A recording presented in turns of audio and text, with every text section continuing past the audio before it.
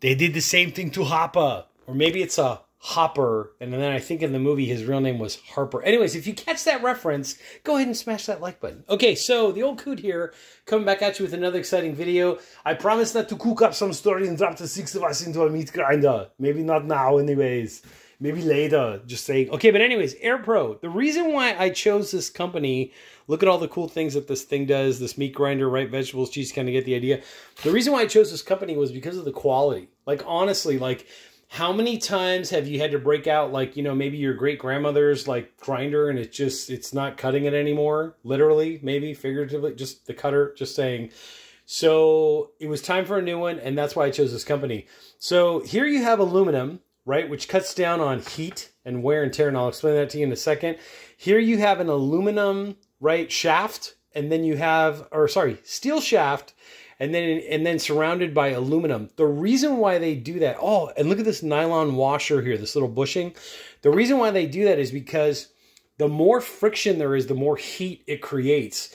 And heat is your enemy when you're grinding meat, fish, poultry. You kind of get the idea. So what this does is this helps to just that little extra edge to reduce heat, right? So that your so that your meat, your beef, your poultry, whatever it is that you put in there, pork or whatever, stays a little bit cooler as it goes through the process, and that's what helps to make it more efficient. One tip, the first tip that I'll tell you all in this exciting video is your meat should be like refrigerator cold, right, before you start. What I would do is take your meat from the refrigerator, put it into the freezer about a half an hour before you're ready to grind it. That's what helps to keep it cool as well. It also helps to pass through the system a little bit easier as well. And the device will work a little more efficiently and efficiency. So that's very, very important. Okay, so you have aluminum piece here. This is a steel shaft with an aluminum auger, right? Then as you go through the system, these are steel, right? And I believe they're stainless steel, which is kind of nice. So that way you get that heavy duty aspect going on. These are also steel, your cutters, right? So there's a 2-blade cutter, there's a 4-blade cutter. This, I believe, is when you're ready to stuff, right? When you're ready to make your sausages or whatever. And then this piece here is aluminum. Again, this is all by design to help keep your meat as it's passing through the system cooler. Okay, then your hopper, H-O-P-P-E-R, your hopper is actually made of aluminum as well. Again, just helping to keep things cool so that as the meat goes through the process, anyways, you get the idea. Hoppa. Okay, you get the idea. Anyways, you also get 2 sizes of sausage stuffing funnels here, right? So there's a thinner one, there's a thicker one. I would say this one is maybe like a good 1/2 inch across. So if you're going to make, you know, up to like 3/4 inch or 1 inch sausage, you kind of get the idea. Obviously, the size of the casing is what really determines the final size of the sausage, but they're just giving you that option here. And then this one here is a little bit bigger. I would say this is closer to like maybe 3/4 inch in diameter, which means you could probably do 3/4 inch to 1 inch sausage, maybe even like 1 1/4 inch, 1.5 size sausage kielbasa. You know, you kind of get the idea. You also do get the stuffer thing, right, to stuff the meat in, so that way it helps it more efficiently. This is for the sausage making process, so basically this would go like here. I think it's this piece, then this piece. Anyways, I'll show you that in a minute.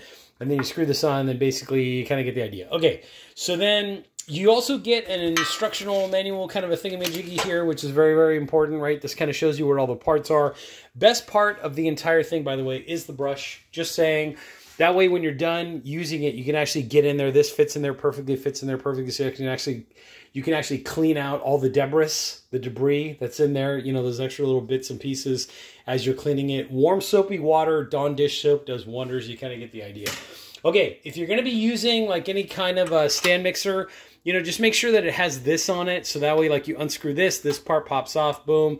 Then in there, you can kind of see that square shape. Well, guess what? The back of the auger, boom, that's that square shape as well. So that way you know it's going to fit. You also get a hamburger press, which I'm going to have to do a whole separate video on because it's a whole separate video later. But anyways, the hamburger press is just so you can basically make those nice, you know, like look at that, those perfect hamburger patties down there. You know, you kind of get the idea.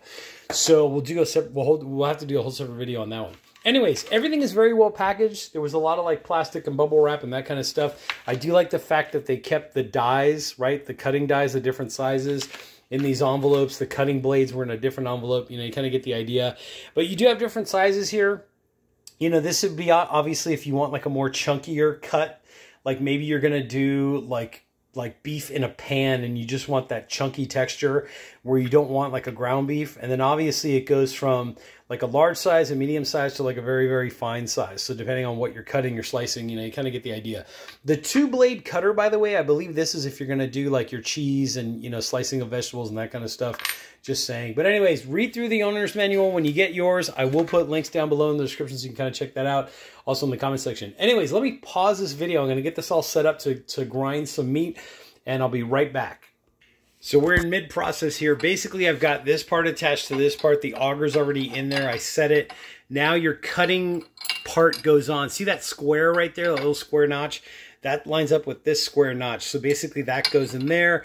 Keep your cutting edge like facing this way, so that way it could marry up against your actual like size of the die that you choose to use. So hold on, let me pause again and I'll show you what that all looks like.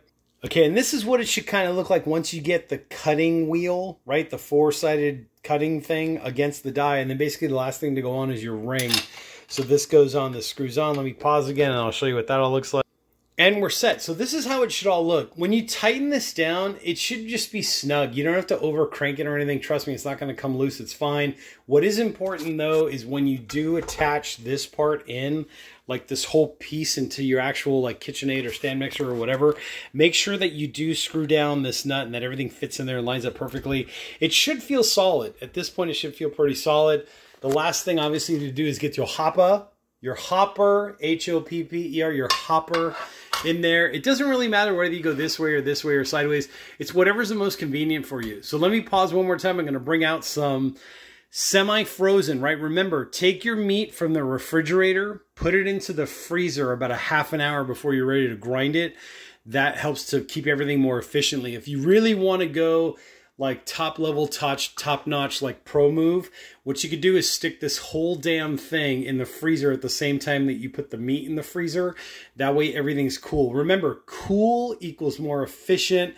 The meat will pass through there a lot more easier. So let me pause again. I'll pull up the meat and I'll show you all what that looks like.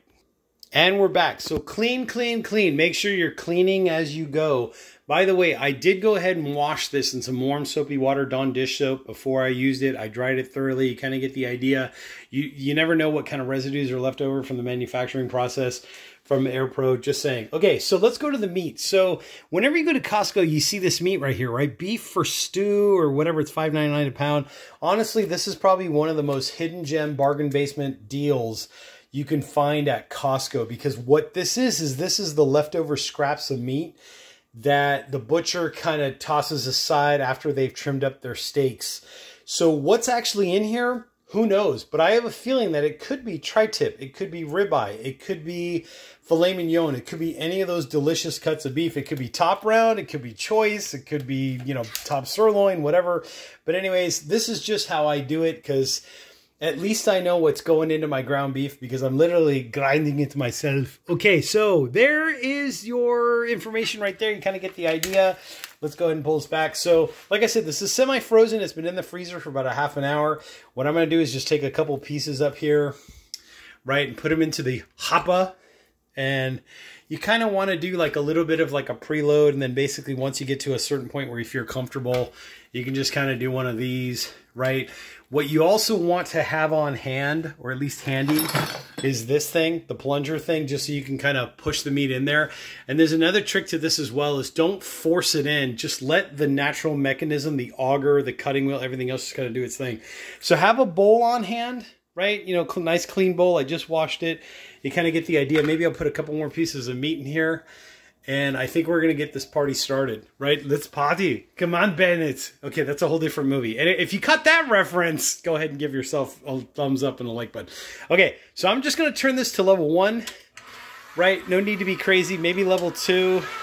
So that's going to spin. Our auger's working, as you can see right there. Look at that. It's a little pinwheel. And I've already got meat coming out. So what I'm going to do is just gently, look, one finger, just gently pushing and letting the meat go through and do its thing. You kind of get the idea. Then you basically just put another piece of meat in there. You know what I love as well about this Costco stuff? Let me pause for a second, just so you can all hear me. You know what I love about the Costco, like them doing it, the cutting of the meat for you? It's the perfect size. Like these chunks right here are literally the perfect size to fit in there. So how cool is that? And then you saw the way the grinder works. That's the way the meat came out. The reason why I like these bigger holes here is because I like my meat, like especially if I'm going to do like a fajita or like make some chili or even meatballs, I want the meat to have some texture, right? Just so that they have some texture and that they can kind of flow. So here's how the meat actually looks after it's been ground, right? That's just a little bit. Let's do a little bit more so I can show you all. I'm going to go ahead and go to number 2. You don't have to go that high with these things. Like level 1, level 2 should be enough. So level 1, right? I'm going to go level 2. There you go. We're going to get just a little more meat in there. Stuff it, baby. Stuff it with meat. Just saying. But like I said, I'm barely pushing down on this thing, and I'm letting the actual cutting wheel, the die, the auger, I'm just letting everything in there do its natural thing. You don't need to force it. You don't need to like overly press it or whatever, but it's just, it's going to start coming out pretty soon. Let's see. I think I might have caught an air pocket in there. There we go. There's some more. Look at that all coming out. Oh, that is a thing of beauty right there. Just saying. Just saying. But look at all come out. Look, watch it all come out. I'm going to put some more pieces in there. So there's 1, there's 2. And just kind of give it a little press. They really did cook up a story and drop the 6 of us into a meat grinder. Okay, but anyways, you kind of get the idea what's going on there. So right there, I've got about 2 hamburger patties worth. You know, if I wanted to go ahead and make hamburgers, just saying. But look at how cool that is as it comes out. And there's the process. Okay, so I'm going to go ahead and shut this off for a second just so I can show you all. Here's how my meat came out. And as you can see, it's dry, right? Dry, but it's also like easy to handle. Like everything is separatable, right? And what contributed to that, guess what? Comment down below. Ding, ding, ding. Yes, it's par freezing the meat about half an hour before you're ready to put it into the meat grinder. That's what helps to keep it so soft and luxurious like this and so powdery smooth and all that good stuff. So now what I can do from here is I can put my seasoning in here, right? I can put salt, pepper, you know, whatever, like I'm Italian, so whatever Italian seasoning I might want to throw in there or whatever. If you're Asian, throw your Asian flavorings in or whatever recipe you're using, you know, go ahead and throw your mix in there, whatever. You know, if I was making like sausage, you know, I might throw some wine in there, some vino, some whatever. You kind of get the idea, but you kind of get the idea what's going on. If I was going to go ahead and then send it back through to stuff some sausage, right? Pretty simple process. Basically, this part comes off. You may want to wash everything just to kind of give it a good washing because you don't know how long it's going to be before you restuff and whatever. But basically what you would do is you would take the wheel off, right? Take the cutting die out, take the actual blade out, right? You would put that other piece in there that I showed you before. Then you would put the funnel on. Then you would put the other thing on. You kind of get the idea. Pack your casing on and boom, and then you're ready to go. Anyways, what this is going to go into is some beautiful carne asada that I'm going to be making on the, like just on the regular stovetop, and I'm going to put those into some breakfast burritos tomorrow morning. So I'm going to let this all marinate tonight with some plastic wrap over it, you know, obviously for sanitary purposes. But you kind of get the idea. But like I said, kudos to Airpro for making such a cool little product. Here's the other side of the box if you want to go ahead and see that. Here's another side of the box. You can kind of see like how all the attachments work and basically everything that I kind of showed you in this video, so you kind of see everything there. But like I said, if you're looking for a quality meat grinder that also does vegetables and cheese and other things, give them a shot. You know, just saying. So I will put a link down below in the description. I'll also put a link in the comment section. I'm the Old Coot, and I will catch you all on the next exciting video product review. And this definitely gets a thumbs up on the Old Coot product review channel.